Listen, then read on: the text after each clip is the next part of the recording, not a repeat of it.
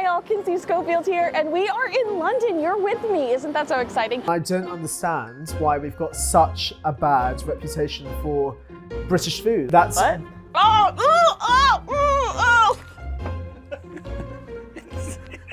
We're going to check out some of the most important monuments when it comes to royalty here, and I hope you're ready. I would get Meghan to start a sex toy company. Oh my God. I would get her to gag Harry so he just shuts up. I thought I was bad. That's what she said.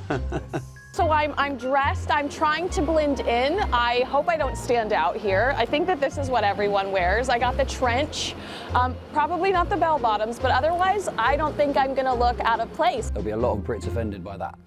American Riviera orgasm. Oh my gosh! That's what That it is. works, That doesn't works, it? doesn't it? That's the name of it. Oh my God, that is so gross. You guys do this on purpose? I'd rather die in a fire than ever experience that again. Hi all, Kinsey Schofield here, and we are in London. You're with me. Isn't that so exciting? We're going to spend the day taking up the sites. Obviously, we're going to check out some of, I'd say, the most important monuments when it comes to royalty here, and I hope you're ready. I'm so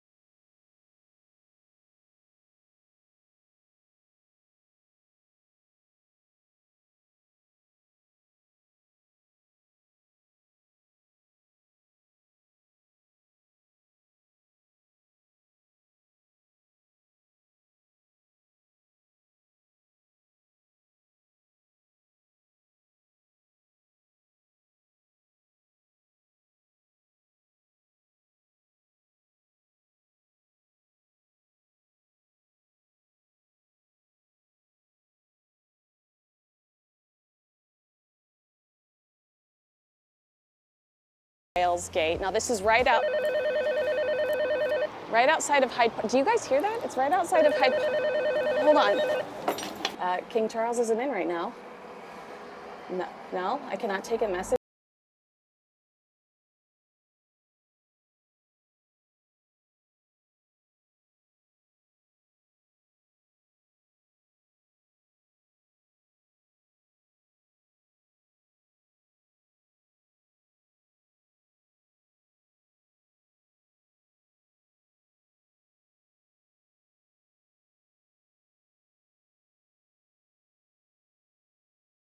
Possible if you want to get your steps in. I think the whole, you know, Kensington Gardens area, all those parks, it's all very walkable. So if you're willing to do it, you should try.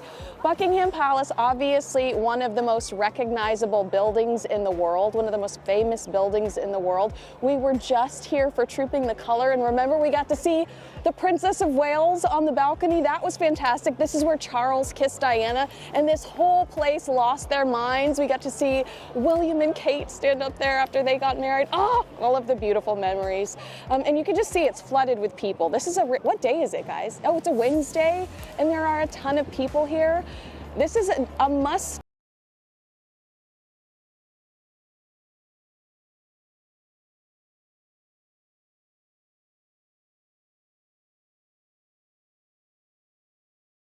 Where are you guys from?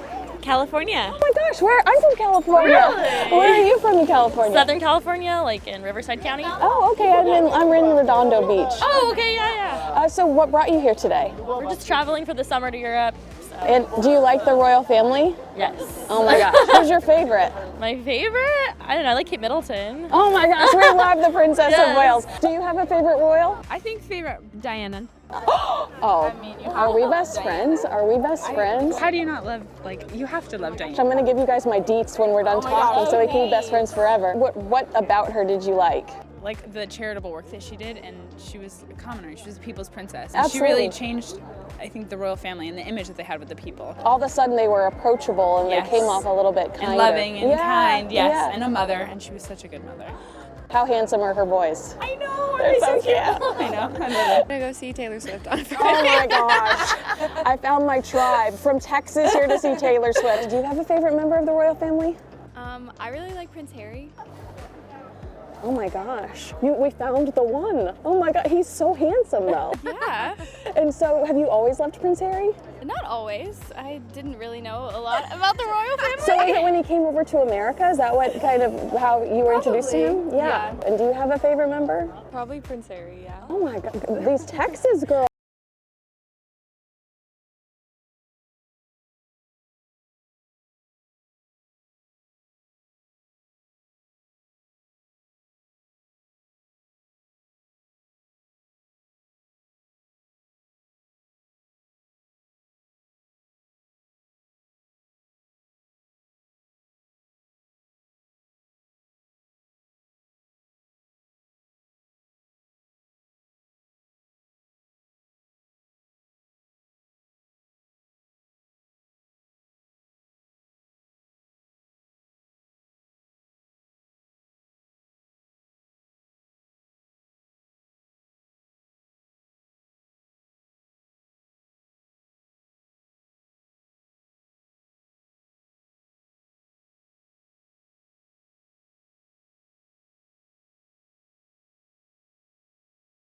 This is where you want to, I mean, I would take a million pictures here if these boys weren't rushing me along. This is like the greatest place to stop in London.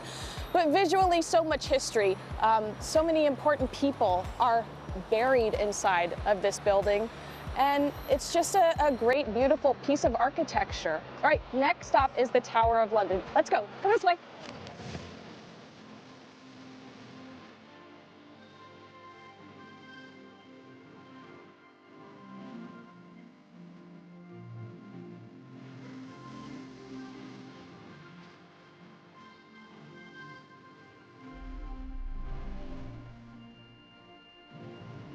Okay, so our final stop. I know I'm exhausted. We've been walking, we've been tubing, we've been cabbing. Our final stop is the Tower of London. Now, if you have a chance, you can entertain yourself for like hours inside of this place. Armed guards are there to protect the crown jewels. I mean, these pieces of jewelry, these tiaras, are hundreds of years old. There's actually a picture of me inside that says, "Do not allow this woman 10 feet." I'm just kidding, there's not. But this is just such an amazing venue. It used to house members of the royal family. They used to live here, and then it turned into a jail. There's been some murder inside. There are plenty of ghost stories that they'll tell you if you visit it. And I think that this is a must-see if you come and visit London, and I'm so lucky that I'm here today. Guys, thanks so much for spending the day with me in London. We saw some of the most beautiful royal-related monuments, some of the most beautiful architecture in the entire world. And now we are looking at Tower Bridge. And we're gonna say goodbye on one of the most beautiful bridges in the entire world too, right? Make sure you like the page, subscribe.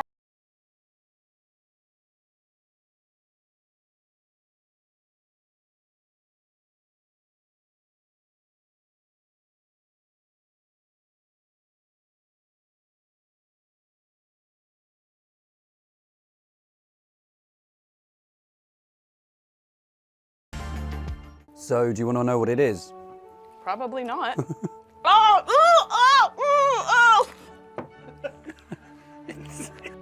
What the f is this?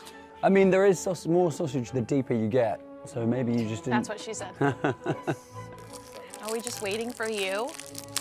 Diva Matt? What are you doing over there? Munching. How cute. This one comes wrapped in a present. Sheep's intestine. Oh my God, that is so gross. You guys do this on purpose?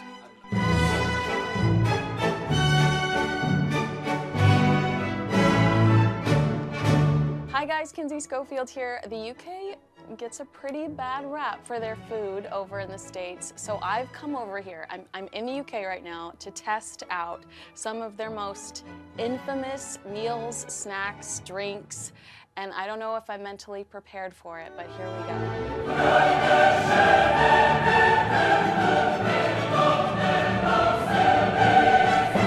Producer Matt just told me I have a chicken tikka masala, chicken tikka masala, and apparently this is like the plate. This is the official... This is the national dish, even though it's not actually British. It's an Indian dish, and this was one of the options on my Virgin flight over here, which I thought was curious. But now I know it's the national dish, thanks to producer Matthew. So do I mix it or do I do... Yeah, you can. Is it okay? I think it's normal to. But it's so pretty, the way this display is beautiful.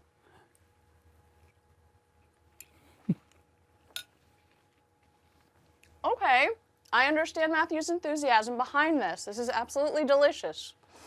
I will actually opt to have this one on my next ride home. Not too spicy. Not too spicy. I was concerned about the spice, but this is yummy. I love this one. Okay.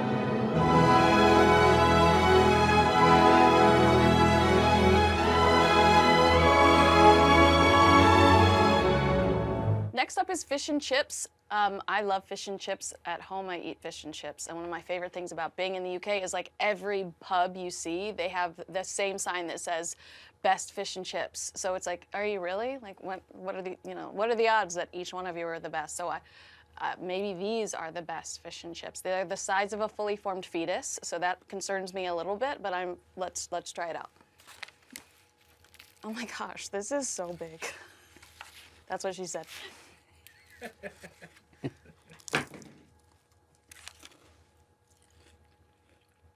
Delicious. I mean, how can you go wrong in this country? I give this like a 10 out of 10. This is so yum. What do you think of the grease? I don't care about it. Yeah. I think it's amazing. Also, your fries, for some ungodly reason, are like 3 times the size of American fries. It's pretty, you get a pretty good value over here if you're a French fry human being. This is delicious. I approve. This gets the American stamp of approval. What sauce would you put on your chips? Ketchup. Fine. Yum.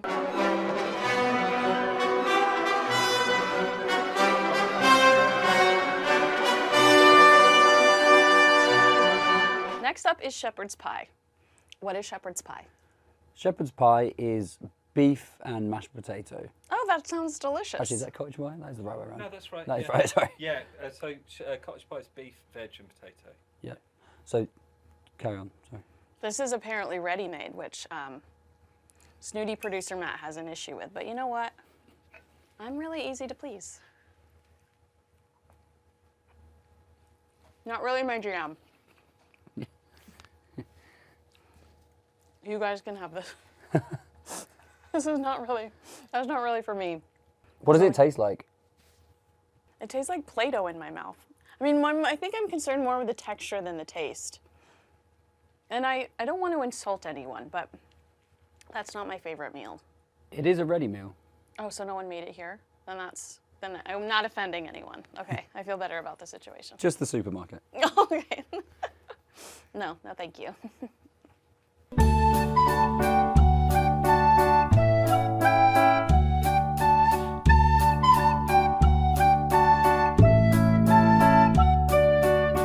Oh no. Oh my God! What is this? Pie and mash and liquor. So what's the pie, the mash, the liquor? Like that's a lot. That is a lot to have to like digest. Like that is a lot. It's a very London dish. It's an East London dish. So normally, quite often, people in this country will have mash with gravy, but this is a special sauce called liquor, which is a parsley sauce. It's like Chef Matt over in the corner. I don't think you're ready for this jelly, and neither am I. I'm very concerned about this. Do you eat that? Is this like, okay. I feel, I mean, like, I am a McDonald's girl. This is a lot, there's a lot going on here right now. It is so green, and it is so hard. What's inside the pie? I don't know, what is inside? It's a meat, right? Meat pie, right? Is that what it is? Oh, wow, what a thrill. So it's basically like a chicken pot pie in the States, right? We have something similar to this. Okay, I can get behind that. But it's the green stuff that I'm really, really unconvinced about. It looks so snotty.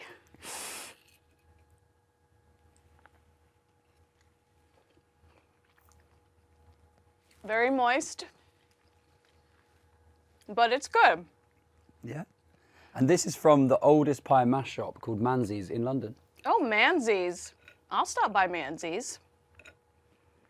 Okay, this is delicious. I could get behind this. The visuals are terrifying, but once you get past the visuals, it's pretty good. Delicious.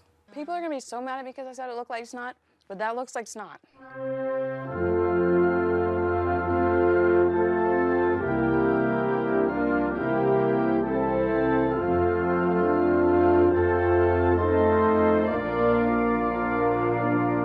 What, is it like bleeding red? It's not bread. Are you not gonna tell me what this is until after I've consumed it? It's haggis. I know, but Oh. it is. We'll tell you after. Why don't you have a bite first? Have you ever seen the original Super Mario Brothers with John Leguizamo? Like, this is the kind of food I imagine they eat when they get to Koopas. That's an old reference. This is haggis, which sounds like something you'd call your mom when she wouldn't let you go to the prom. Let's see.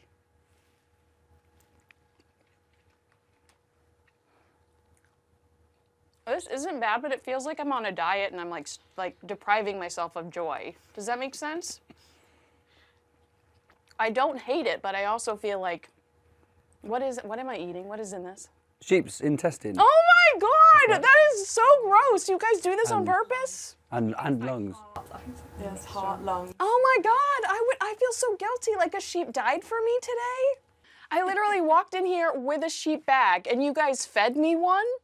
That is so rude. I'm gonna take the strong stance of never eating haggis again. It's not just sheep, it's lamb as well. Oh my God, aren't lambs baby sheep? Yeah. Oh yeah. Oh my God, that would be like eating a baby dolphin.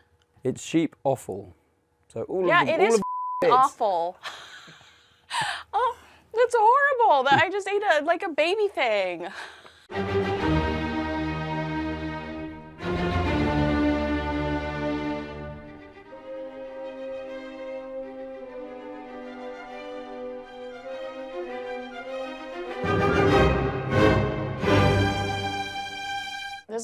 This'll probably be my favorite because it's carbs, and I'm just that thick girl. So what have you got here, Kinsey? Greg's something. What is this? Greg's, is it a crust? It's like a pastry, right? Sausage roll. A sausage roll. What a thrill. I've heard of these. These are very famous, correct? So now I'm like in the club.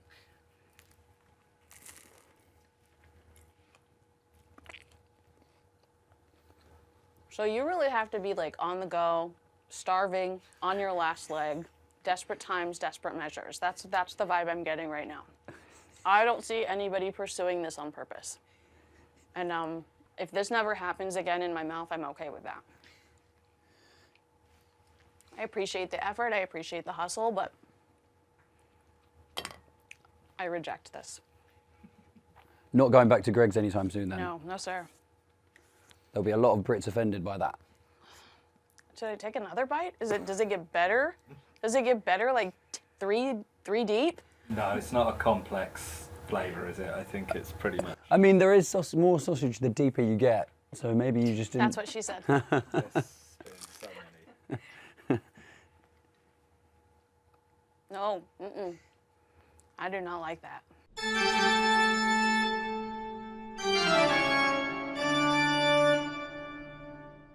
What is this? Cornish pasty. Oh, a Cornish pasty. It's like a cute name. A Cornish pasty. Saturday, gonna stop by and get my, wait, do I eat this with a fork? There's a lot going on. It's giving calzone. What's happening here? There's a lot of weight to this thing. Is this a fork food or a hand food? I would probably get a knife, yeah. And I don't use knives, okay? All right, you go nuts. You have met the nasty American that likes to cut everything with a fork. I mean, it might not be the best quality Cornish pasty, but... What the heck is in here? It's like a party. Yeah. Right.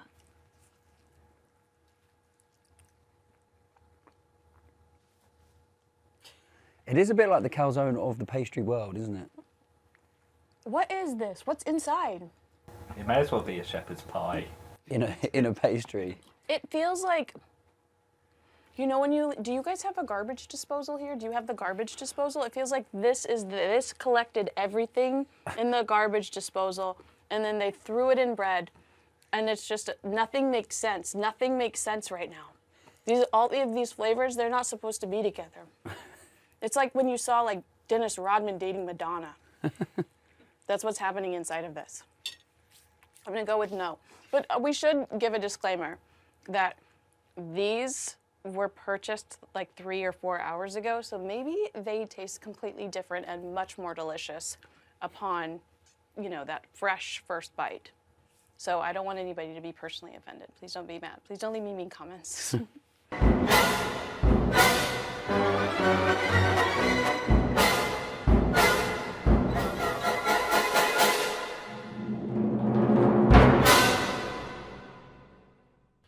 What the f is this? What is this? Jellied eels. Oh my god, that's so gross. You guys eat this on purpose? It's more of an old East London delicacy. No one really eats them now. Like, define delicacy. Like, jellied eels. No one eats this anymore, but we have decided to put it in front of your face. That's cruelty on a completely new level, Matthew. Like, Ooh. oh my god. Oh my god. All right, I'm gonna do this. Feels like a bush tucker trial. Yeah, am I on Survivor right now? Oh my, oh, it's just so fishy. I feel like, oh my gosh, I just stuck my entire face in an aquarium. What if I just do half of it? Oh, ooh, oh, ooh, oh.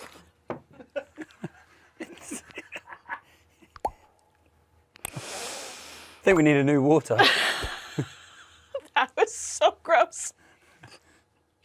Whoa, I cannot believe people eat this on purpose or ate this on purpose. This was something that they did, like they pursued. They went to the market and they said, yes, I'll have 3 of those. And then they paid for those. They paid money. And then they went home and they ate them on purpose. Like not if there was, I'd rather have a box of ramen for the rest of my life than ever put this thing in my mouth again. Yeah. It tastes like if you were to eat the Little Mermaid.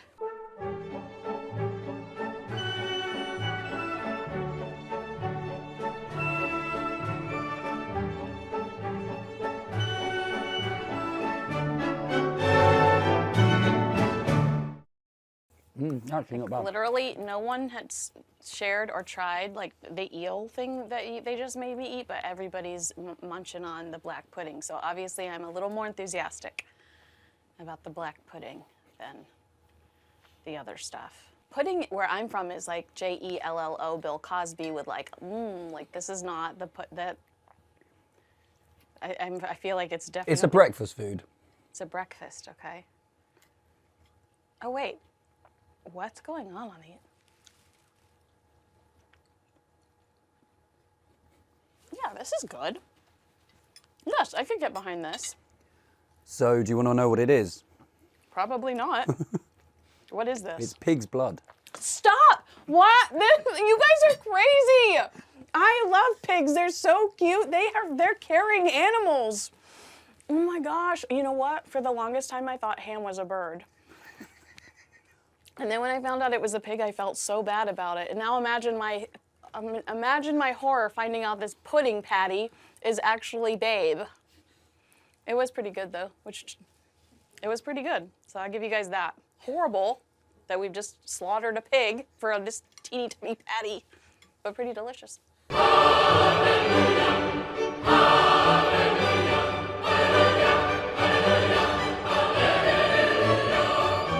Now we are moving on to some savory snacks. Why would anybody feel like pork scratchings sounds savory? Or pork, should I eat it before I look at the ingredients or description? Should I just do it? Yeah, just get in there. Pork scratchings.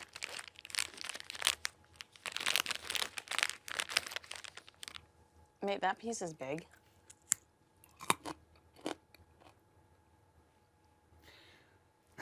This seems unnecessary. So very much a pub snack. So with your pint of lager. Are you paying for it or is it free? Oh no, yeah, there's nothing free. This is disgusting. What's happening here? It's pig, right? And clearance. Thanks, guys. I see you guys went all out.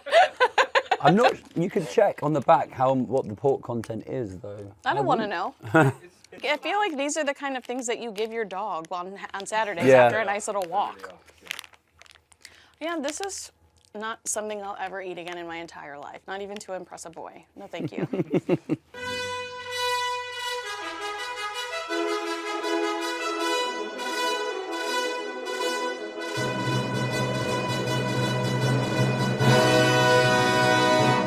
Next up is British pork and egg, Scotch egg. A lot of egg talk on the front of this packaging. They're clearly committed to it. It just looks like a giant meatball. Okay, I'm gonna just, I can't wait for you guys to get this shot. Oh my God, there's something inside of it. Am I supposed to eat the thing inside of it? Yeah. What have you got now? Show us show us how far in you've gone. Oh, that's the egg bit. So you've got to get a bit of egg in there, I think. Well, this crust part's not terrible. So that's breadcrumbs and sausage meat. This is just an egg, literally. With an egg inside. This is disgusting. Wait, how long has it been in this thing?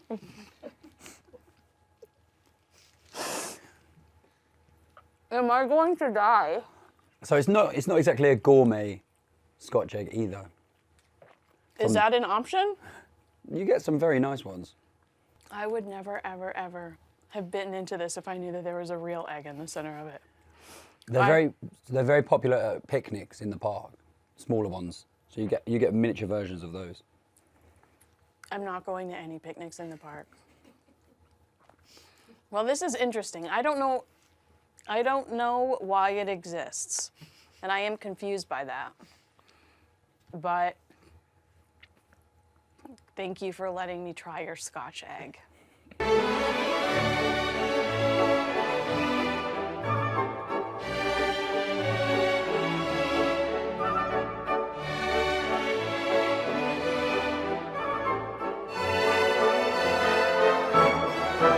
Up next is Twiglets.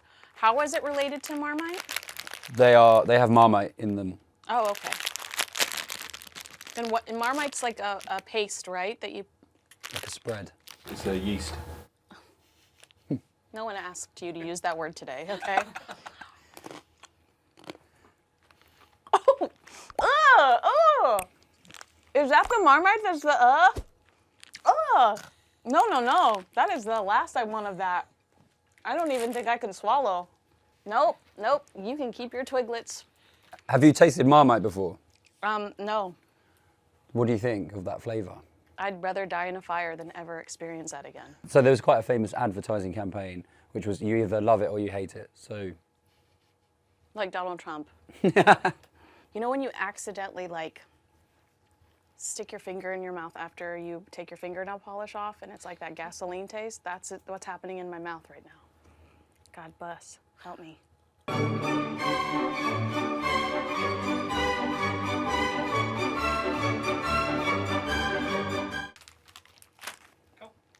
Now what are these called? Quavers? Well, that's a cute name. Watch it be like the heart of a bunny rabbit.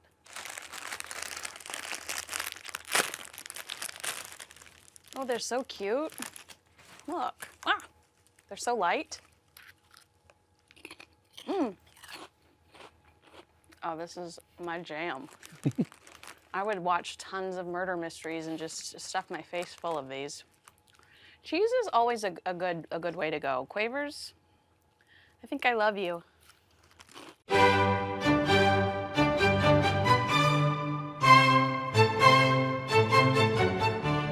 Next up is a very good packaging. I give it an A+ for packaging, very creative. Space Raiders.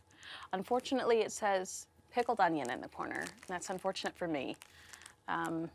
Oh, flavor Cosmic Corn Snacks. Wow, that's a tongue twister.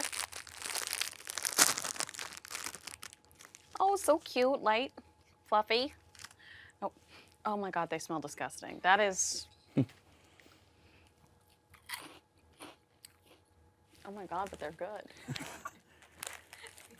Okay.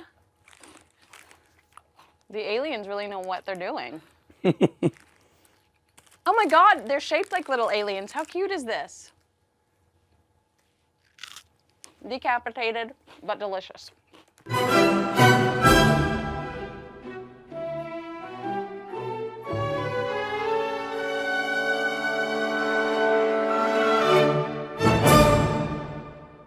And this is a pork pie.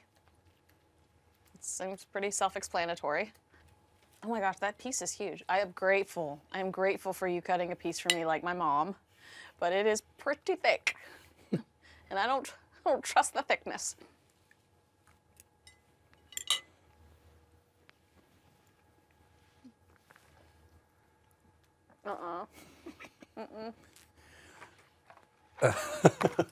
That's just like so much girth. You know what I mean?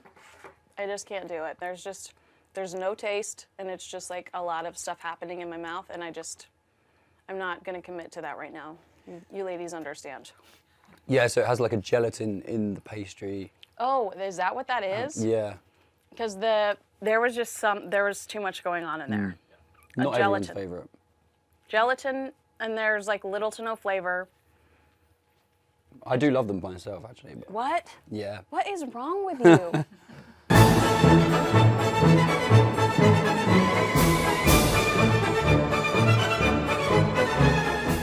Are we just waiting for you? Diva Matt, what are you doing over there? Munching. This is the biscuit round, which I'm actually so thrilled about. I am actually super excited about this. What type of biscuit is this? That's a Jaffa cake. Jaffa cake. How cute. What a cute name. Reminds me of a kangaroo.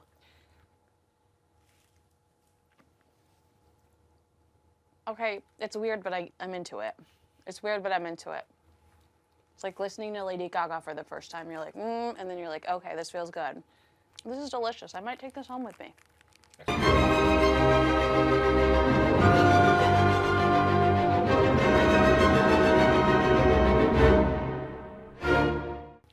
How cute. This one comes wrapped in a present, like Christmas time. Do you know what kind this is, Matthew? This is a tea cake. A tea cake? Yeah. How classy. And this is a Tunnocks one as well. Look at how thick that one is. Okay. Wait, did you say something I should know? It's just the brand. It's the most famous brand. You're the most famous brand.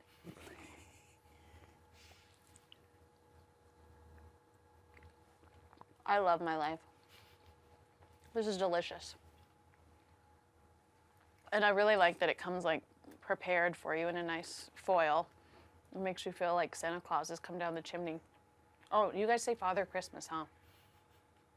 Father Christmas in the house. This is yum. I'm gonna eat it all. Thank you.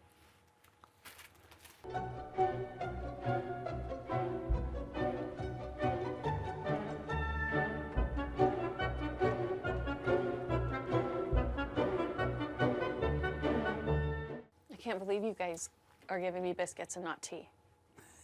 Somebody dropped the ball. Or the biscuit. Somebody dropped the biscuit. What kind is this? This is a rich tea. A rich tea without tea, Matthew? Yeah, kind we of dropped the ball. bogus. Oh, this is yum. This is rich. I feel like a grown-up eating this. This is good. This is nice. Guilt-free. Nice and skinny, not like the last fatty I stuck down my throat. This is good. This is an A+.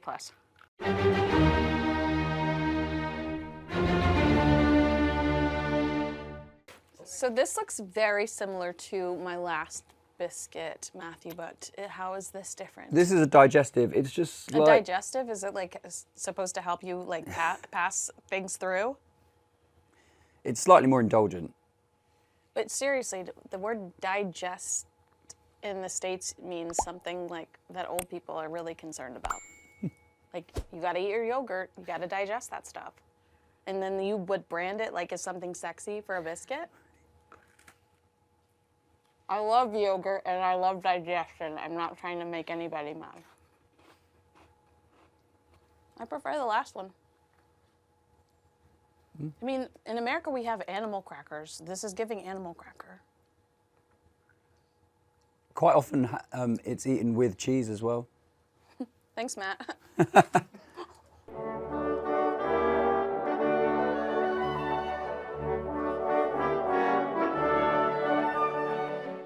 This is cute and small. Looks like a token. What is this? A ginger nut. Oh, that's what we call you behind your back. This is so yummy. I knew I'd be like biscuits all the way. I'd be like all in because they're carbs. This is delicious. I'm very happy with this. I will be taking this entire box home with me. Thank you. Thank you and good night.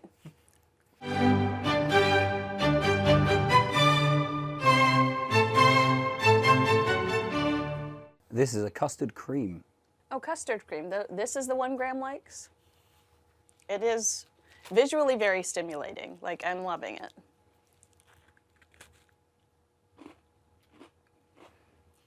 Oh my gosh, these are yummy. So in what setting am I eating this? 7 years old, there's a biscuit tin in the kitchen, you've just been playing out with your friends, and you come home and have a custard cream. Wow, you've just painted a beautiful picture, Matthew. And you know what? I wouldn't have a tea. I'd have a Coke Zero. But I like this biscuit.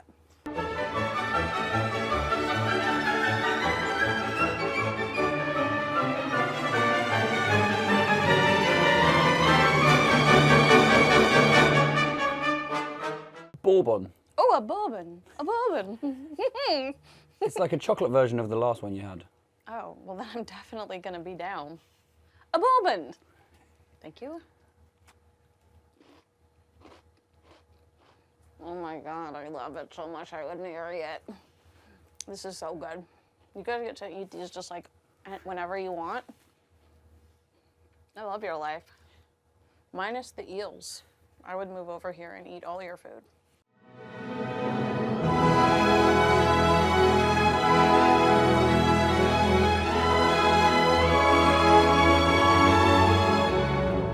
This one reminds me of Christmas. Like, how cute is that? It looks like a little Christmas ornament. It's very festive. Matthew, what can you tell me about I've got my biscuit expert. It's a jammy dodger. Sounds like something that my grandpa would like yell at an ex-boyfriend. You're a jammy dodger. Get off my lawn. Mmm.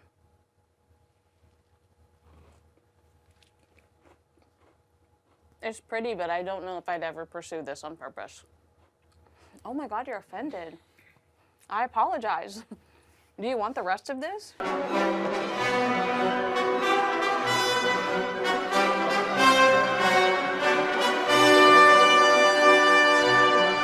So now we have Cadbury. Like this is we do have Cadbury in America, and it's like typically very delicious. But whenever I've been over here, I feel like your chocolate is way better than ours, even if it's the same brand. So let's. Oh my gosh. See, like bury me in this stuff. I want this going underground with me. It's so good. It's like literally, it's like room temperature, and it's just melting in my hand because it's perfect chocolate. Ah, I believe in the Easter Bunny. It's yum.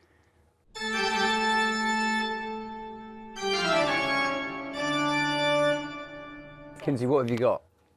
Licorice, all sorts. Is that what this is? Not universally loved. Oh my gosh, but beautiful. Like if you're into visually stimulating candies, like it's actually really pretty. Look at these. Do they taste different based on color? Which one do you, the square? Okay. Nope. Nope.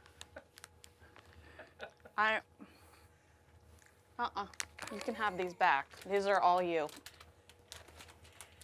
Oh, not a fan of those? What are the tastes? Licorice. Oh my God.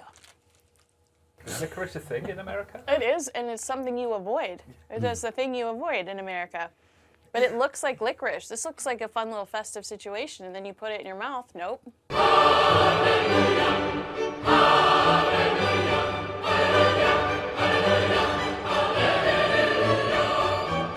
What are these? Fruit pastels? Fruit pastels? Can you resist the chew? I bet I can, if we're being honest. Oh, orange is my favorite color. No, it's not, but it's one of them.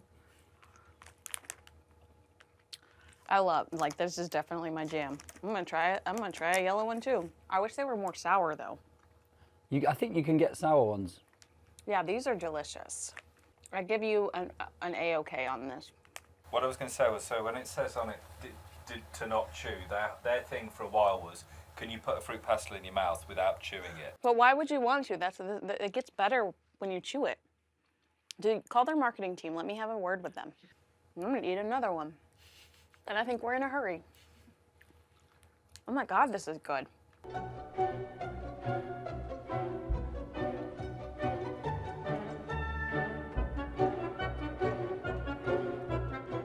Next up is Ribena. Is this a juice or a soda? It's a juice. Oh. And is this famous? This is like a big thing? Okay, guys. Oh, it's okay. I'm not that excited about it. Had better. It just feels like you put like one of those fruit like powder packets in water, but put too much water and like not enough fruit packet. Like, you know what I mean? Do you guys have Kool-Aid? It's like when you over water your Kool-Aid. It's all right. I would drink it if I felt dehydrated.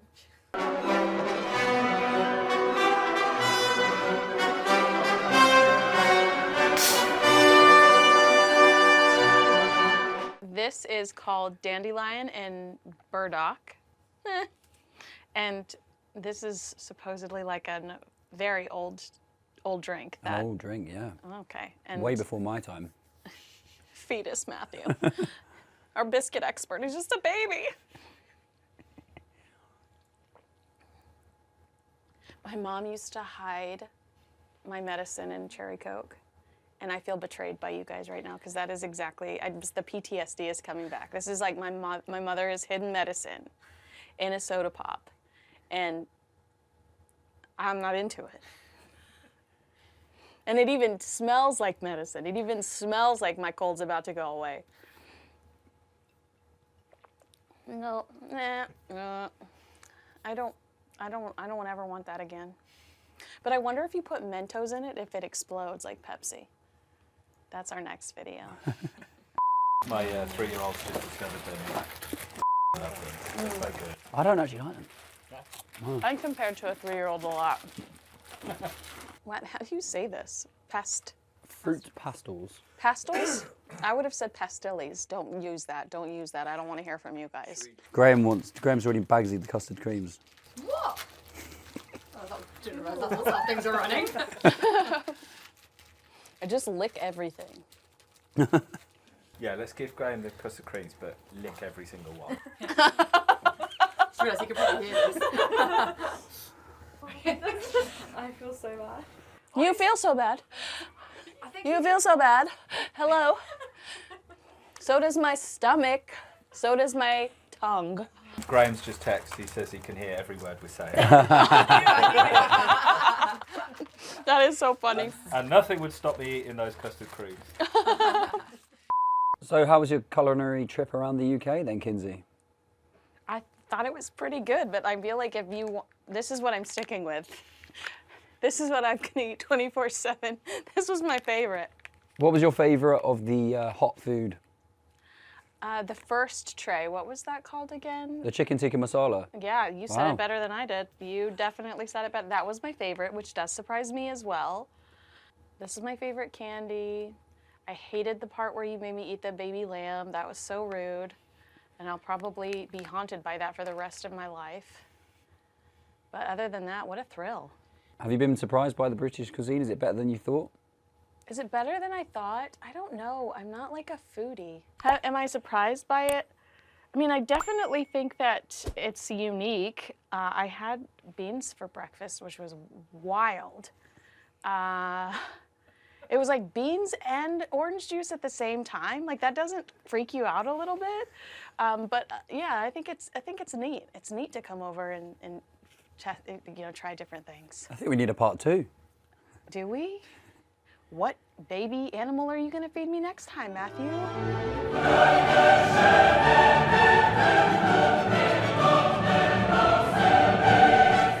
American Riviera orgasm. Oh my gosh! That's what That it is. works, That doesn't works, it? doesn't That's it? Hi all, Kinsey Schofield here, and I'm in the UK. We thought it would be fun to have an official tea party. It's a boys' club today. I'm just one of the boys, and I couldn't be more thrilled with that. Thank you so much for being here. I've got Cristo Foufas right here, Hello. the co-host of Pump Up the Jam, an absolute heathen. He has stalled us for 20 minutes. And then over here I have Kevin O'Sullivan. I love you so much, Kevin. Thank you for doing this. I know that there's like 500 other things you'd rather be doing, so I really appreciate you being here. And then Ryan Mark Parsons, this is our first date. Yeah, so thanks we've never met before. I know. You've turned me straight.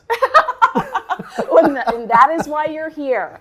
But a brilliant commentator, culture commentator, and a lover of the British royal family. And I think we all love the British royal family, don't we? Yes, we do. Of course Absolutely. Okay, I know you do. Why do they get, oh my God, I love you, so great to be here. He's kept us waiting for 20 minutes. That's true. Because this is the honest she likes hour. you. Oh, the honest hour. Okay, she likes me the least, that's fair enough. All right, so you guys know I love the United Kingdom. I love to visit you. What's your favorite part of being from the UK? Okay, well, I love the pageantry. I love the fact that we've got so many problems in the UK and so many things that we complain about and so many things that we don't like and so many things that we analyse and so many things that are irritating or that people find irritating. However, when the proverbial hits the fan and we need to do a coronation or a funeral or a troop in the colour, we get it together better than any other nation in the world. And we have that pageantry, we have all of that tradition, we have all of it, and no other country can beat us for that. Well, that's true. I cannot deny that. Kev? What do I like about Britain? Having lived in your fine country, of course. That's right. He lives in LA. I can compare and contrast. I like irony. Yes. Which you don't get in America. Try making a sarcastic, satirical joke in America. They'll take you at face value. Say things like, "Oh, I love it when babies get killed." Do you? Why? Well, that was an extreme. We'll fix that in edit. But I want to put another. We've gone there. And the other thing, I'm nicking two things that I like about living in Britain. That's football, proper football, soccer. So for me, that makes it all worthwhile. When I was in the States, I used to miss it terribly and have to get up at like 6 a.m. to go down to Santa Monica to watch football matches, and it doesn't work. It just wasn't for you, huh? Yeah, no. Okay, well, what about you? See, this is probably going to be quite contentious. Uh-oh. But I love British food, and I don't understand why we've got such a bad reputation for British food. I love a crisp sandwich. I think that's really quintessentially British. No, a chip butty. That's quintessentially British. Have you got any other examples that don't involve something going between two pieces of bread? Sausages and mashed potato, quintessentially British. Absolute. Have you had that yet? Absolute delicacy. Did I have that? Sausage and mash. Sausage and mash with Did a I bit of have gravy. It's horrible. Oh, really It's not horrible. It's not horrible. Fish and chips. We get Delicious. slated so much, I like but we've got those. so many amazing delicacies that I think need to be celebrated more. Eels? I agree with you. Jellied eel? Not eel. Not eel. No? No. All No. right. Sausage roll. Have you had a sausage roll? Was that from Greg's? Yeah, they do the best sausage rolls. But all of this stuff is life changing.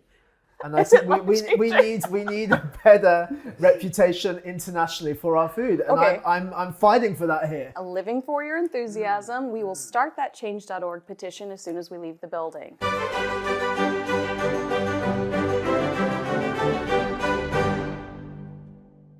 So let's jump into some of our topics. We do have, speaking of us versus them, we have two big elections coming up. We do. But is there enthusiasm for either one of them is really what I want to know. When we've got Joe Biden, I hear a lot of negativity about Keir Starmer, but I also hear that he could potentially win. Could potentially win. He's going to storm it, definitely. God knows why. He's going to win by default because after, 13 years of Tory rule, it's cyclical. People have had enough. They want to change. And unfortunately, the change we're going to get will be Keir Starmer. But it is interesting, both sides of the Atlantic. You know, in America, and we're saying this about America as well, is that the best they can do? 2 octogenarians, these 2 old dudes, no good. Who wants them? Well, you'll find everywhere you go in the world, when you have 2 candidates, 3 candidates for election, the entire nation will say, is this the best we can do?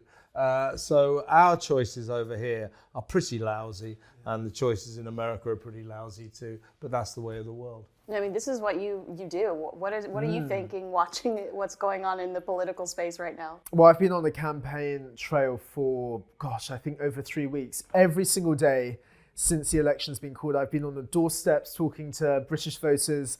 And I think it is a travesty that we've got Keir Starmer, who's looking likely to be the next Prime Minister with a supermajority representing the Labour Party that's likely to be bigger than Margaret Thatcher's, right? Someone as iconic as Margaret Thatcher and Tony Blair. So that's why I'm fighting for the Conservative Party to make sure that we get an opposition to scrutinise the Labour Party to make sure Keir Starmer doesn't have a blank cheque to do whatever he likes. So wait a second, you're fighting for the Conservative Party while you still can? Yes. In terms of them actually existing, because after the election, they're probably going to get pulverised into oblivion. Well, it's looking dire. Do you know why? Because they're absolutely useless. But not as useless as Joe Biden. I saw him at the G7 event, and he was just standing there. Like, what is wrong with this guy? He's your president. He should not be president in that state. I mean, I feel sorry for you guys over there, because if that were my leader, I think I'd be wanting to come here like you. Yeah, Feel sorry for us. Feel sorry for the world. This is the most powerful man on the face of the planet, with his finger on the button, and he doesn't even know what day it is, doesn't know when his son was born, can't remember when he was vice president. It's absolutely beyond a joke. It is ridiculous that America is fixing to put this guy in the hot seat for 4 more terrifying years. I mean, do you think Joe Biden will be reelected? Or is that? Oh, I'm sorry. I'm still thinking about Thatcher. You had me at Thatcher. Cartoon hearts around his eyes. Thatcher. Because I think you raised a really good point about Thatcher and about actually all of our leaders. We haven't had a politician that cares more about being right than being liked for years. And I think that is a real, real ideologically based politician, a politician that is just based on what they believe rather than opinion polls or flip-flopping or all those things. And I think that our politics has suffered massively as a result of it. I think, Kevin, you're absolutely right. When Labour win, it won't be a vote for Labour, it will be a vote just against what's been happening for the last 13 or 14 years. I think Biden, no one knows, he doesn't know where he is, he doesn't know who he is, he seems to be deeply, deeply unsuitable. I don't love Trump, but I love how much Trump annoys people. I mean, I love the hysteria around Trump, and I find him incredibly entertaining. And I wonder as well, and people don't always agree with me, but when we're looking at our enemies around the world and, all this sort of instability, the fact that Trump is so unhinged, I wonder if that almost makes us a bit safer because the enemies kind of go, well, we actually have no idea what he'll do because he's completely mad. And so I wonder if in a weird way we're safer. The only thing I will say about Trump, going back to him though, is he shouldn't have walked in front of the Queen, bringing it back to the royals. Well, that is he did adore her, but he shouldn't have walked. Don't roll your eyes at me, O'Sullivan. He didn't see her. I mean, but he should have been looking for her. Never sit next to the Queen. When she was alive, she was absolutely miniature. So sweet and small. I'm just saying that is the one black mark, well, not just the only one, but that's one of the black marks that gets the name. I don't know what you would call Sunakism at all. Well, he'll be remembered as completely useless, utterly pointless, a waste of time, and in the annals of prime ministers may well go down as worse than Liz Truss. Oh, wow. At least Liz Truss didn't have long enough to make a catastrophe of the country. Sunak, I think he's a decent guy. I do too. I think he's a nice little guy, doesn't know what conservatism is, and he's an absolutely hopeless politician. Well, I did actually meet on the campaign trail when I was in Milton Keynes. I met Rishi Sunak and I had a 5-minute chat with him. And out of all of the politicians I've met, I think he's actually the most personable politician. Right guy, he actually seems like he is listening to you. But I think, unfortunately, most people are going to remember him for not having Sky TV when he was younger. Yeah, I know. That's the kind of legacy he's going to leave. Leaving the commemorations early was so misjudged. That was bad. But at least Truss, I mean, Truss was only in for a few weeks, but you knew what Trussism was. I mean, she at least had a plan and you knew what she stood for. She went to the destination in the wrong way, but the destination was correct and you knew what she stood for. Yeah, but the lettuce outlasted Liz Truss. I think that's going to be her greatest memory. An actual lettuce lasted longer than Liz Truss. Speaking of lettuce, there's lettuce in our sandwiches. Oh, should we are we going to crack into this? No, I just... I don't know if these are props. Are these props? Are they purely a prop? I'm starving. I don't know. Can I try it? I'll try the egg. I'm going to eat one. While you eat them, I want to know who your dream royal dinner party guests are. I think that mine is obviously Princess Diana. Oh my gosh, she's got stories. Oh, sorry, I'm actually eating now. Yeah, you are. Go to town.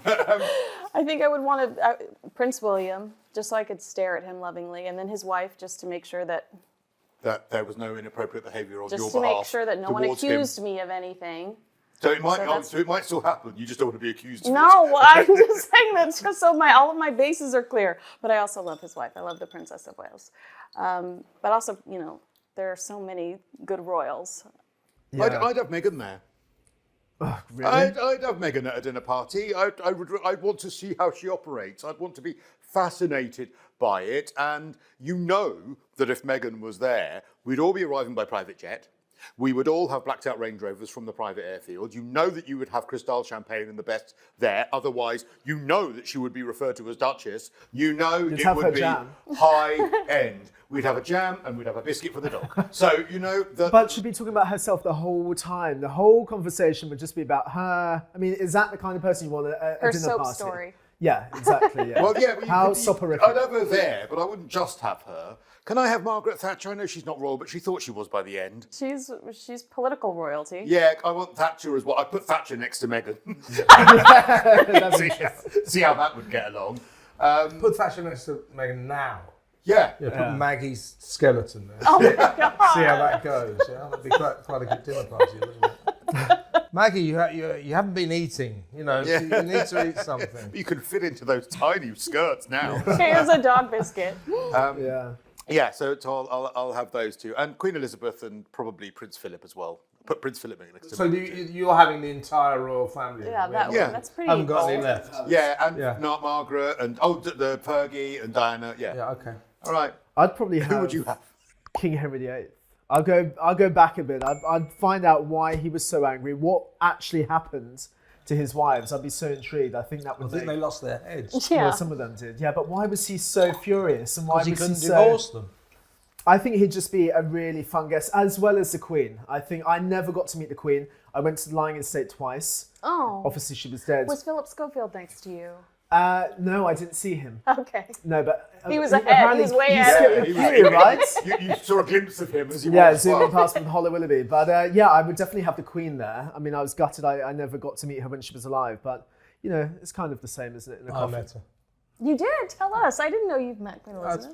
I spoke to her for 8 minutes. Oh my gosh. You know, yeah, I must have told you that story No, before. no, I haven't I heard was this at the story. Royal Variety performance Okay. quite a few years ago. I'll tell you, this dates it. It was when the cast, you're like this, Cristo, it was when the cast of Dallas were there for Who Shot JR. Sorry, we're swapping places. Yeah, so it was Larry Hagman, Linda Gray, Patrick Duffy, the whole gang were there.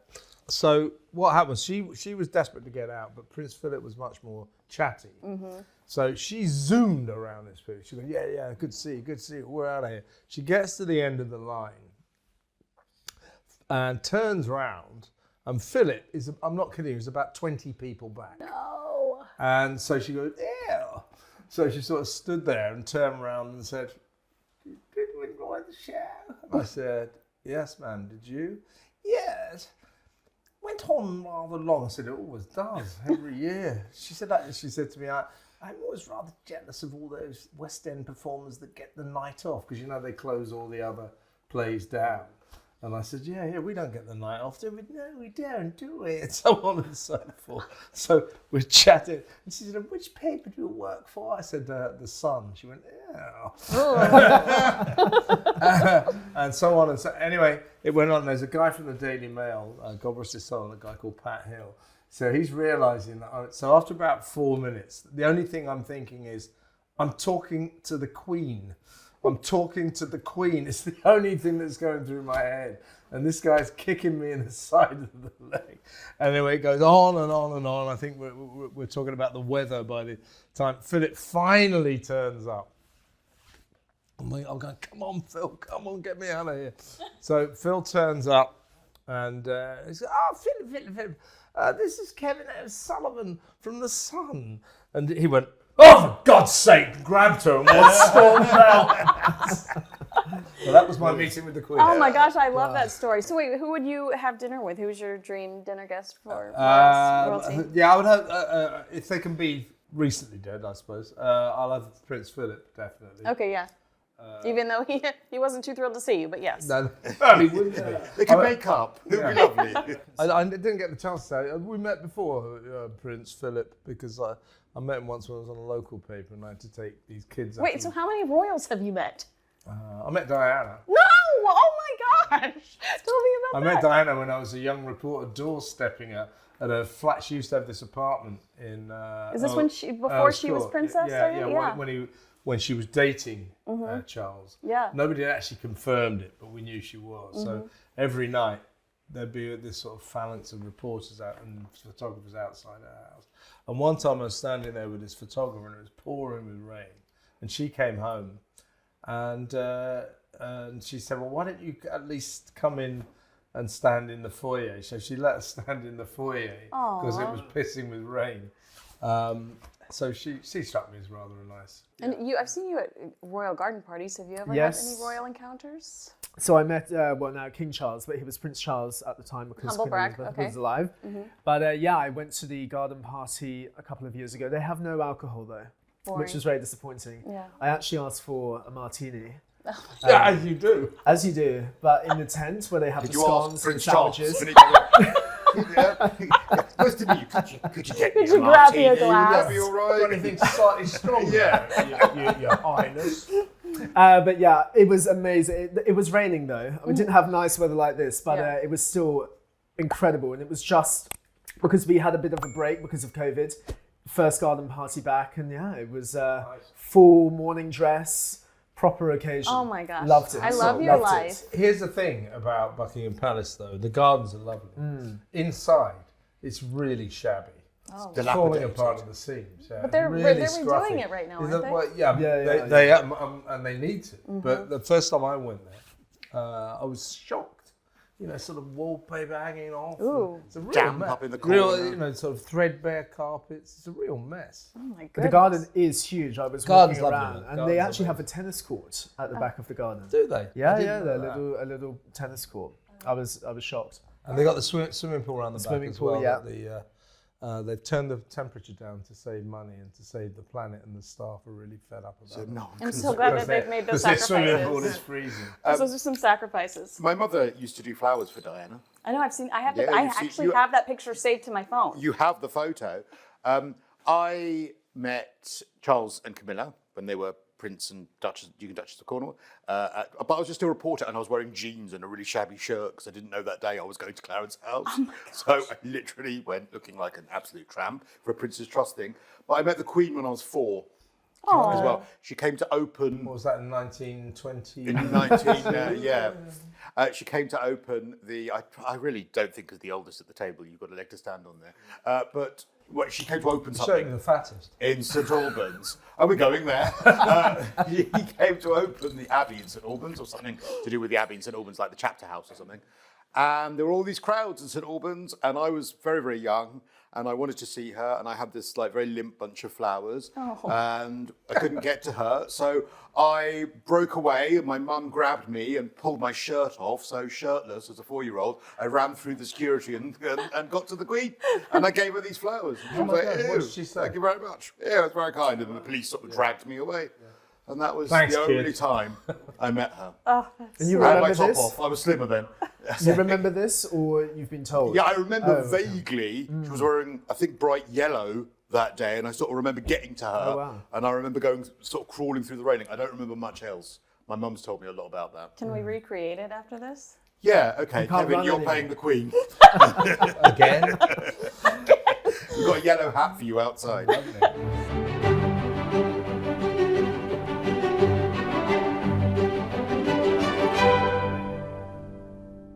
All right, so I know that this is a table full of people that have a lot of opinions about Prince Harry and Meghan Markle and their behavior over the last few years. But if we take, if we go a positive route, let's discuss how they could improve their image. You're in England now, it's a route. Sorry. Route. Let's discuss the positive route of how Harry and Meghan Oh, please could do more of that. improve their image. Do you? I mean, how? Where do we go, Cristo? Where do you Okay. start? Stop slagging off your family constantly. Get a job and actually do something. Actually try and get some proper donations to Archwell rather than taking credit for the COVID vaccine that you supposedly cured. Stop Allegedly. producing absolute tat like, dog biscuits and tea towel. Shut up. Like, stop going to the media and talking about what complete victims you are constantly. That would be my 5-point initial strategy. Oh wow, that's a pretty strong strategy. Let's go, or would I say like strategy? Strategy's all right. What about you, Kev? First off, I would suggest that Harry stop suing every person who ever drew breath, every newspaper that was ever published. Stops styling himself as a dragon slayer of the media. You're not a dragon slayer, Harry, and you will never beat the media. We're stronger than you ever will be. It's as simple as that. So that would be one thing. Also, again, Cristo implied, I think they should just do something. They're not really doing anything. Right. Harry in particular. I mean, what is it that he does? It's called marijuana. What is it that he does apart from drugs? So stop suing everyone and do something. Do something practical. If it doesn't earn you a living, make it a nice charity initiative or something like that. Same for Meghan. Stop hiding behind those gilded gates of your Montecito mansion, us against the world. The other day I thought it was appalling, Trooping the Colour. You and I, Kinsey, we had a joke about it. That I wonder what Meghan will announce on the day of the Trooping of the Colour, particularly now that Kate has suddenly indicated she's going to be there. It was kind of a joke. Guess what? Following morning, Trooping of the Colour, she announced she's launching a range of dog biscuits. I mean, really? Yeah, it is ridiculous. Where did that come from? So wind your neck in, Meghan. Do something practical. And by the way, if you must have this ridiculous website, this lifestyle website, what's it called? American Riviera Orchard. Can you sell something on it? Yeah. No, I think it's just there, not selling anything. You can get sent a jar of jam. I think it's I wasn't on the list. It is important that we stress, like we are saying, do something, and then we're also criticizing her for the dog biscuits. But when you can't purchase the dog biscuits, it's self-promotion. Yeah. That is full-on self-promotion. Or do something useful, like what dog biscuits and Meghan Markle. I mean, how they connected. I just think it's so random. Yeah, well, what would you do? So I think we've heard these suggestions before. I will go completely out of the box, a really niche PR strategy. I would get Meghan to start a sex toy company. Oh my God. Yep. And I would get her... I'm liking it so far. I can see. I would get her... Sussex? I am actually. Go on. I would get her to gag Harry so he just shuts up. I thought I was bad. And some fluffy handcuffs so he just can't do anything. And that's it. Just make products for themselves. I think that's a really niche, out-of-the-box solution. Here's another suggestion to improve their image. This is to Harry directly. Please, please, please don't make a Netflix series about polo. Oh. No one gives a damn about polo. It is the most boring sport that ever existed. So just because you and your chinless wonder mates like riding around falling off horses, being tedious on this massive great pitch with playing this stupid game that nobody cares about, doesn't mean to say anyone else is interested in it. So abandon that project. That would help. American Riviera Orgasm. Oh my gosh! That's what that it is. Works, that isn't works, it? doesn't it? That's the name of it. But actually, quite seriously, you and I have spoken about this before.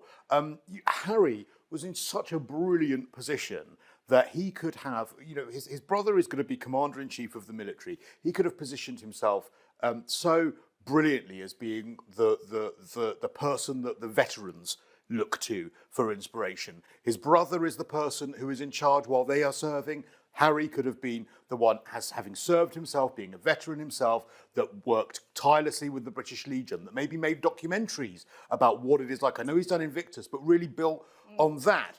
And so therefore you are perhaps, even if you left the royal family, you are perhaps still trying to make some money, but making documentaries that are brilliantly worthy of stuff that needs to be heard. Homeless veterans. You can't try to slam the Queen by saying, you don't have to be a member of the royal family to live a life of service and then go sell your secrets to Netflix. I think that they don't really show us that they're living a life of service, and that's one of the issues we have with them. Self-service. Yeah, exactly. And you'll know this area. Did you know that on Skid Row in Los Angeles, 8% of the people there are veterans?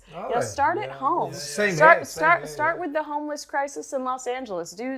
We see them jump on private jets to go hobnob in foreign countries. Start at home, and I think it would do them a lot of good if we saw them physically doing a lot more charity work. But also, I think it would be a blessing if they disappeared for a significant amount of time and let us forget or try to forget about a lot of the hurt that they caused. What were you going to say? But they've kind of done the opposite to what Cristo is saying, because I remember Harry was talking about in his book the amount of men or women that were killed.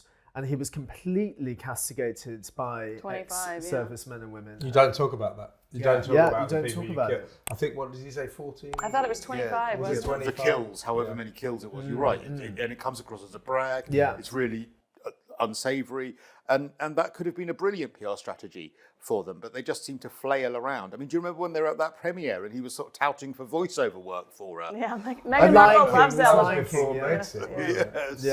I'll give you a bit of advice in life. Never trust anyone who calls their job service.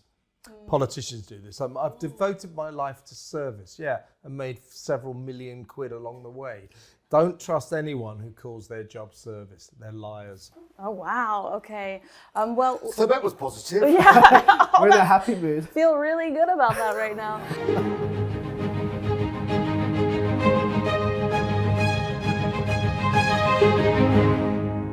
Let's talk about the King's reign, because this, a year ago, I would have said I'm so impressed. I was pleasantly surprised, but the last 6 months have been pretty devastating when it comes to the family's health. I mean, we are seeing a king that is fighting. We're hearing stories behind the scenes about how he's going against doctors' orders and wants to be out there and wants to continue to be seen and working hard. But it has been kind of defeating if you are a royal watcher over the last 6 months, watching, hoping that the Princess of Wales is going to be okay, hoping that the king comes out okay. It's been a tough time. And it's really, if you looked at this as like a fairy tale, with kings and queens, and this is the man that's waited to be king for so many decades, and then within a few months of being crowned, getting his coronation, he's ill. I mean, it's a tragic fairy tale in itself. But I think that under the circumstances, he's done incredibly well. I think the one thing to note, actually, I think he's done really well at, and he made a note about this he made a point about this in the TV address he did after the death of his mother, the late Queen Elizabeth. He said, I know I'm going to have to, more or less, I'm paraphrasing, but I know I'm going to have to sort of not give my opinions. I'm going to have to sort of step back from some of the debates I've been involved in. Words to that effect. And he has. Yeah. And I think in fairness he has. Well, not the greenery. Still going on about that green claptrap, isn't he? Well, I think you can. That's political, and he should shut his mouth about it. So should William. I think. This is political. This is political. I'll tell you what I think about that. I think that being environmentally friendly is not political. Yes, it is. What is political is the route by which people try and get there. And if you're going to be penalised and taxed or whatever to get there, that's political. But anyone saying, look, we want cleaner air and we want a nicer place to live, that's not political. I don't think that's caring about the world I don't want that. I don't want to waste any effort on it.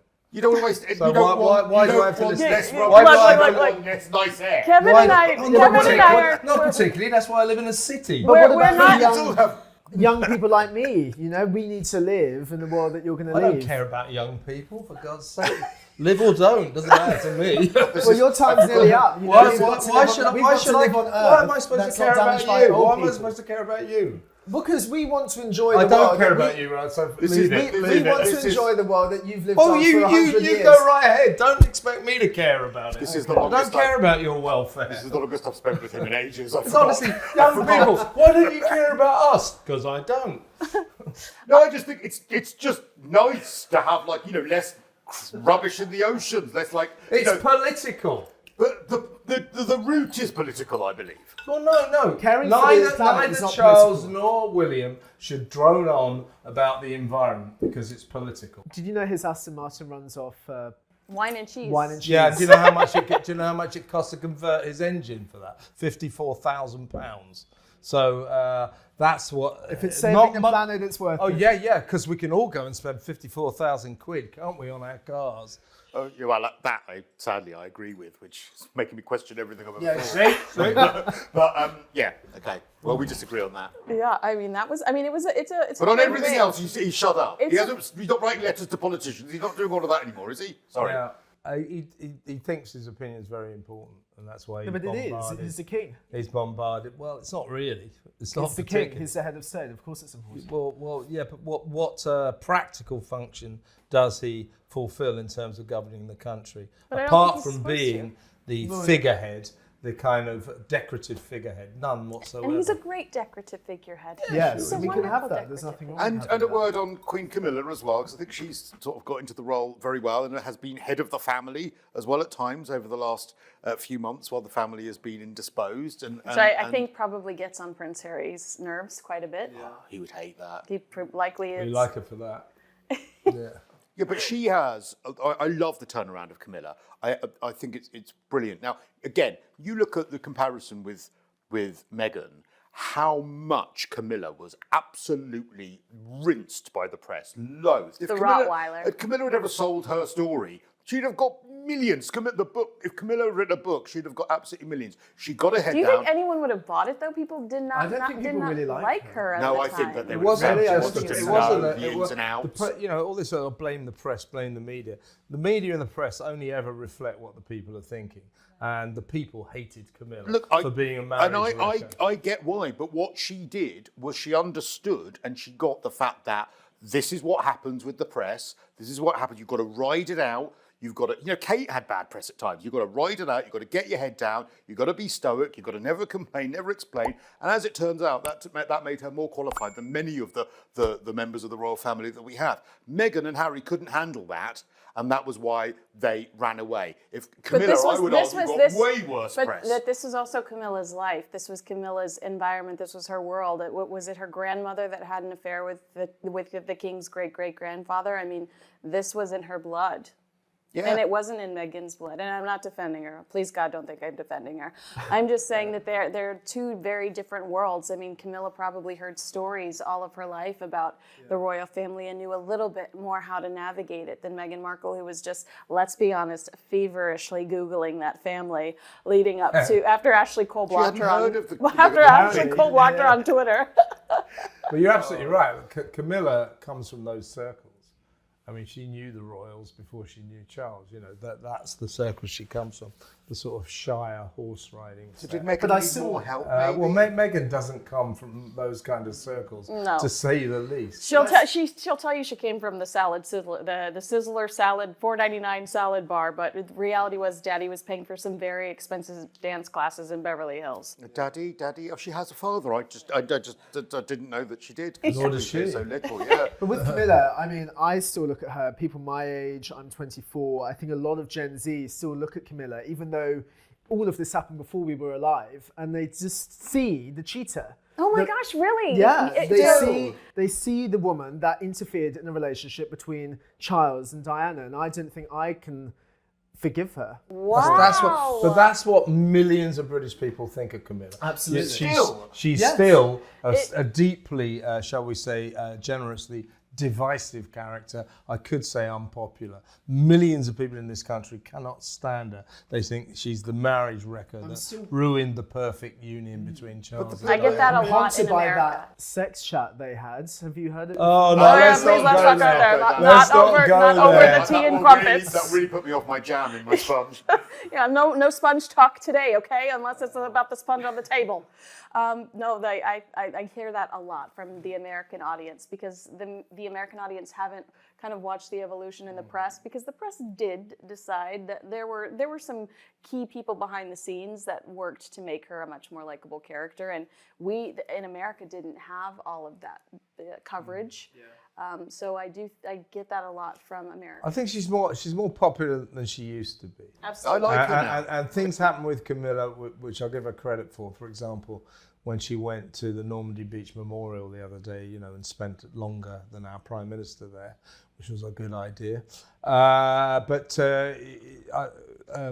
If you watched any of that stuff, even people like me, it's very emotional. You were crying almost. I saw you. Yeah, I kind of almost broke up on air. Now, she went to this event and basically sobbed. And, so there she was. Now, people warm to that kind of genuine display of emotion.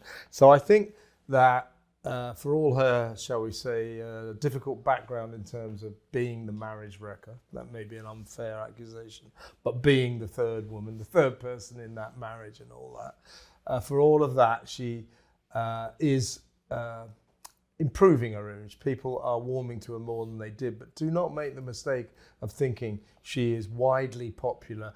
To millions of people in this country, she's still the marriage record. So even seeing, seeing what she's done and helped carry the royal family over the last 6 months with this cancer it's another issue. thing, Kinsey, you're right. She's been Has that not changed opinion in your age group, you think? Well, when I chat to friends, I think her image, you're right, Kevin, I think it's improved and it's improving. I still think it's a progress, but I think that whole reputation that she had for wrecking the marriage is totally unshakable. And I don't think that's just something that will stain her, is totally indelible, and that just won't go until she dies. Is that fact or is that the crown? Like, do you feel like you're influenced by anything entertainment-wise, or are you influenced by, real world? I say that plays a part of it, probably for my generation that watch Netflix's The Crown, but I would say me reading stuff and watching stuff, historically, I've just always not liked her. I just think she's stern, she looks like a crocodile.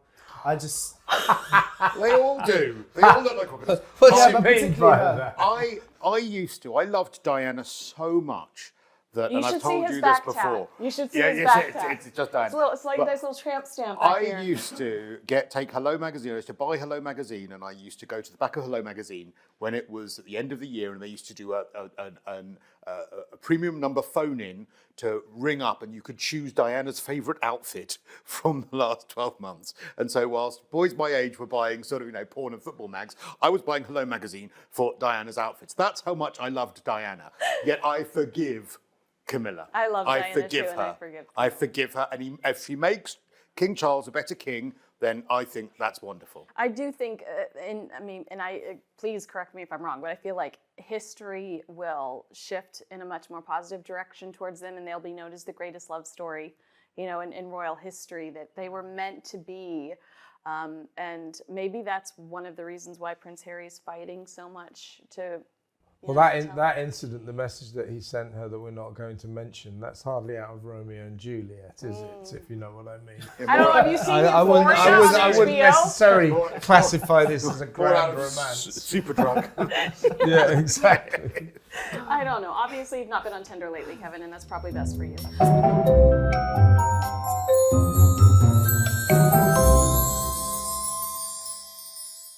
All right, so we're gonna play a little game. I hope you don't mind. I'm gonna give you a quote, and I want you to know if you can guess which royal said it. Are you guys? Okay. Do I have your consent? Good game. Thank you. All right, who said it? I like to be a free spirit. Some don't like that, but that's the way I am. Diana or Harry? I'm gonna go with Diana. Good call. You're so good. Yeah? Okay, yes. Oh, wow, Way to go. okay. All right, are you ready for this? Yeah, I suppose so. Were you peeking at my iPad? No, I haven't been cheating. I saw you I won't be any good at this, but I'll try. All right, are you peeking? Because you no, would. I'm not looking. I know you. I'm not looking. Okay. People say it's not ambitious, but it is actually quite ambitious, wanting to help people. William or Charles? William. You peeked. I knew you would. I knew you'd peek. Yeah, you won. Oh, hey, yeah. Okay. We will not have failure, only success and new learning. Queen Victoria or Queen Elizabeth? Which Queen Elizabeth? The second. Queen Victoria. You won! Yay! You God, get we're good, aren't we? absolutely nothing. Okay. Wow. All right, and this is for the table. I've never wanted to be a lady who lunches. I've always wanted to be a woman who works. Oh my God, I just puked in my mouth. And this type of work is what feeds my soul. Meghan or Princess Anne? That's got to be Meghan. Meghan. That's absolutely Meghan. Could you bring my bark back? Could you bring my bark back? Yeah. All right, so now it's time for us to decide the greatest royal of all time. Have you thought about this? Have you invested a lot of thought into this question? For mine, I don't think I need to think at all. I think unequivocally. Honestly, you should have been you should have been the climax. Oh, You really? jumped the gun. Let's I'm off for the arrive at climax in a moment. Don't want to see him climax. You can use one of your products from the new American Riviera orgasm line that will help you. So, yeah. Are we going to come to him last or not? Yes, we're going to come to him last. Okay, So Okay, You so get us going. I'm going to start. My greatest royal for the fact that I felt that she personified what it was to be kind of rebel royal, and that is Princess Margaret. Ooh. Now, she used to smoke in bed and be brought gin and tonics in bed first thing in the morning. Yeah, She just like you. liked Just like me. the finer things in life. She, heaven forbid if she didn't have couture and she didn't have those beautiful things around her. She was a part of the London set in the 60s, friends with all of these famous people, Peter Sellers, the Beatles, at the coolest time during London's history. She was also a very hard-working royal. She was the patron of over 80 charities or organisations. She devoted a lot of her time to the NSPCC and the Scottish Society as well. So she's really into preventing cruelty to children. She had the most fabulous shoe collection, even when she burned her feet during one of her countless holidays in Mystique. For her 70th birthday party, she cared more about getting into a pair of slingbacks than she did about getting better. And that, to me, is true royalty. And she was friends with a man who was a gangster who had a cock so big it could go into a pint glass. Okay, we'll fix that in edit. Thank you so much, Cristo. That's John Biden. John Biden was a good friend of hers. Bindon. Bindon. No, other was Biden. No, Bindon. Bindon. We do not like to that's talk Joe about... Biden Yeah. you're thinking Oh, of. yeah. We do not want to go into his hang down. Not on this broadcast, He could okay? get 5 pint glasses on it. Yeah, with the he handles. could. How do you know this fact about his winning? No, you're too young. It used to be in all the papers. Yeah. Every News of the World used and to he- feature like diagrams of His how he video. did it. And he used to be able to put it in and it would reach the bottom of the pint glass. And it used to be his party trick. And she'd take So him to what Mystique. first attracted Princess Margaret to John Biden? It was his eyes.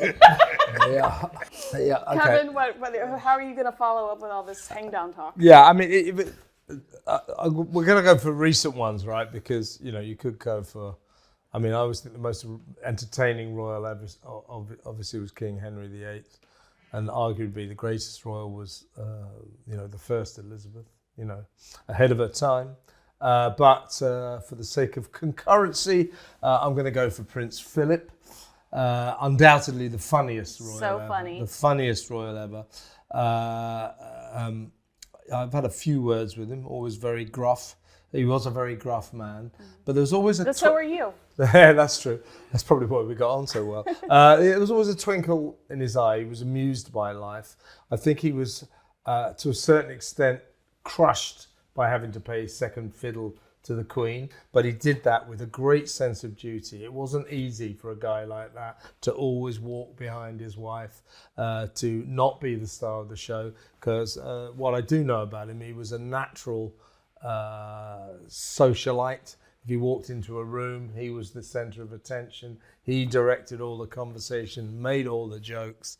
And I went to this press event where he opened this, what do you call it? Plaque. And there was a silk thing on it, and he went like this. And just before he opened it, he gave a little speech, with a drink in his hand. It was quite funny. And then he turned to the plaque and he went, "The world's most experienced plaque unveiler." I went like that. And the last thing I'd like to say about him that he doesn't get enough credit for, he was an incredibly stylish man, fantastic dresser, never put a foot wrong sartorially. The rest of the royal males could have a look at Prince Philip to learn a few things about their wardrobes. And he had jackets. What did he die? How old was he when he died? Nearly 100, 99. I think 99. He had suits and jackets that he bought when he was 20 years old. Wow. Still was able to wear them. So he stayed in good shape as well. Philip, for his funniness, for his sociability, for his clothes, and for the mark he made. People talk about Philip to this day, and they always will. I'll plump for Philip. I love that. And actually, I think that what you've just said is really interesting about how difficult he would have found it, because he would have liked being the centre of attention. But also, that was precisely what Queen Elizabeth needed, because that she needed someone to be that, because she couldn't ever be that. Yeah. And by the way, let's remember that the off air, if you like, when they weren't in the public eye, he was very much a master of the house. Mm-hmm. She deferred to him privately. In that traditional way, I guess, that the wives probably no longer do. That's probably quite right, but in those days, you know what I'm talking about. So away from the limelight, Philip was in charge, very sort of blokey bloke, manly man, if you know what I mean, who wanted to do as much as he could. So yeah, Prince Philip for me. Okay, I'm gonna, since you are the finale, I'll quickly just say, obviously, I love Princess Diana. Princess Diana brought me to each one of you. And I just thought she was so beautiful and sweet, kind. I remember watching her as a little girl, feeling like she was so approachable, but she really did feel like a magical princess when I was a little girl. And growing up, I think I was intrigued by kind of honestly, I was intrigued by the drama, for a lack of a better word. Felt so sorry for her, because I feel like the biggest mistake she made was actually falling in love with her husband, when in reality she was probably just an incubator. But I've always been enamored with her, and I love her, and I truly am grateful for her, because otherwise I wouldn't be here and I wouldn't have met some of my favorite people. And do you want to know how to be a really, really memorable royal who gets all the headlines? Have a name like Di. Oh, yeah. It's brilliant for headlines, you know. Incredible fashion as well. Yes. Sloane Ranger style. And I even love her ugly sweaters. Like, even her ugly sweaters are so cute. I look for those. It was always the power suits for me. I always thought she looked great in a fashion leader, well. but proving that point that style is forever, fashion is temporary. So you see some of her outfits now, and you say, "Oh, she looks amazing." If you look at it, you think, "Oh my God, what the hell is she wearing?" But that's not her fault. Right. That's the march of time. We all know that. Look at the clothes you were wearing when you were 20 years old or something. Well, that would be now for you, but you know, it's embarrassing, isn't it? Is it? I don't know. Yes, some of the clothes I wore when I was 20. Yeah. And now talk to me about who your favorite royal is of all time. Well, I think I'll keep it short and sweet, because it doesn't really require any explanation or justification. Queen Elizabeth II, unequivocally the best royal that has ever existed, personified class and exactly what a monarch should be, head of state. That is the shining example. I think she is the best royal we have ever had. 70 years on the throne. I'm getting emotional. No, you can't get anyone better than Queen Elizabeth II. Yeah. And I will fight to the death if anyone argues with that. She was phenomenal, you're absolutely right. I mean, you can't argue with it. No. So rarely put a foot wrong as well. So rarely. And even the time where it says that it is alleged that where history claims she put the biggest foot wrong, which was after the death of Diana. What was interesting is that all of the time up until that point, and since, it's the Queen's stoicism, it's the fact she doesn't complain, it's the fact she's not over-emotional that we love. And then immediately it was actually the public that changed their minds as to what they wanted. Right. We then said, actually we want her to be touchy-feely, we want her to be crying on camera. So it was us. We were the ones that moved the goalposts, not her. She was just doing what she had done all along. Right. When I was at the Mirror, we had this idea, we saw this job being advertised, Royal Footman, Junior Footman. So we got this young reporter called Ryan Parry I remember this was such a big scandal. To apply for the job. And he comes back after reading and says, "I've got it." I said, "Why? You got the job?" He said, "Yeah. Well, so when did you start?" He said, "Monday." I said, "Christ." So he went there, and within days, the Queen clearly took a shine to him, because all the other servants apparently were jealous. Because within about 4 or 5 days, he was serving a breakfast, and all that stuff about Tupperware is true. Tupperware. He this used is to one have of my to bring favorite a stories selection to repeat. She used to make sure that you put the tops on properly so that the cornflakes didn't go soft and things like that. And when he really attracted the jealousy of the rest of the staff was after about a week. She let him take the corgis out for a walk, and you did not get to take the Queen's dogs out unless she really loved you. So they go, "Oh, what is it with you? Why does she like you so much?" And we're thinking, and he's telling me on the phone, he says, "Yeah, apparently she really likes me. That's why I said, well, within about a month, I don't think she's going to like you much anymore." Yeah, I love that story. You're right. When I was doing press in America after she passed away, I was like, she was very humble. She ate her breakfast in Tupperware. She genuinely was.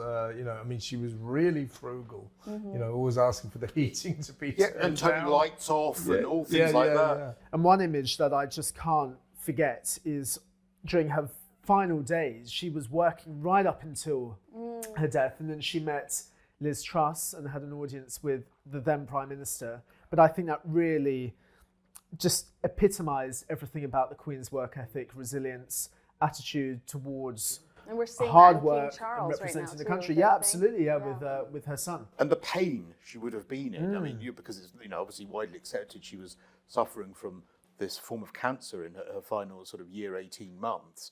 That was the mobility issue. She would have been in the most incredible pain, but she was actually, still working, still doing her papers, making the appearances on the balcony and the things for the Jubilee. It's an incredible work ethic, incredible. And obviously passed on to her son, and I imagine it will be passed on to Prince William, future King. Let's raise a glass. Yeah. I threw mine back when you guys were going at it over the environment, but yes. You didn't throw it back over his sex toy thing there? Wow. No, I should have, though. Well, thank you so much for joining us. I had so much fun with each and every one of you. Kevin O'Sullivan, you are a heathen, and I love every ounce of you. Cristo, I think you are my brother from another mother, and I'm so grateful that you exist. Ryan Parsons, you are smart as a whip, and I can't wait to see what you do with your life, because we're going to be Instagram best friends. Yes, absolutely. You can like this video, subscribe to the channel, and come back for much more, because I hope that I talk to you gentlemen regularly now. I know a lot about you and a lot about some of your bedroom things now. And that's nice. Yeah. Now, can we tuck into this? The jam is from American Riviera Orchard, everyone. Let's do it. Bye. Kevin doesn't wave. He's allergic to it.